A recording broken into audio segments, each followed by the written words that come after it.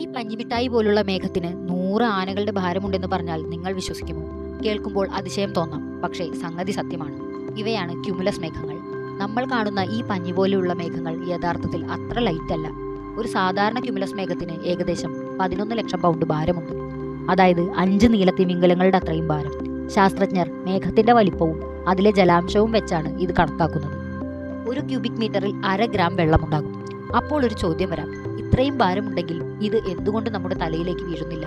ഒന്നാമത്തെ കാരണം, ഒരു വലിയ കല്ല് പോലെ ഒറ്റ കട്ടയല്ല മേഘം, അത് കോടിക്കണക്കിന് കുഞ്ഞു ജലത്തുള്ളികളാണ്. നമ്മുടെ ഒരു തലമുടിയേക്കാൾ 10 ഇരട്ടി ചെറുത്. പൊടിപടലങ്ങൾ കാറ്റിൽ പറക്കുന്നത് പോലെ ഇവ ആകാശത്ത് ഒഴുകി നടക്കും. രണ്ടാമത്തെ കാരണം, ചൂടുള്ള വായു എപ്പോഴും മുകളിലേക്കാണ് പോവുക.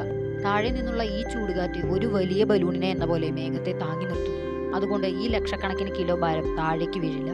10 തരം മേഘങ്ങളെയാണ് ലോക കാലാവസ്ഥാ സംഘടന ഔദ്യോഗികമായി അംഗീകരിച്ചിട്ടുള്ളത്. ഇതിൽ ഏറ്റവും ഭാരം ക്യുമുലോനിംബസ് മേഘങ്ങൾക്കാണ്.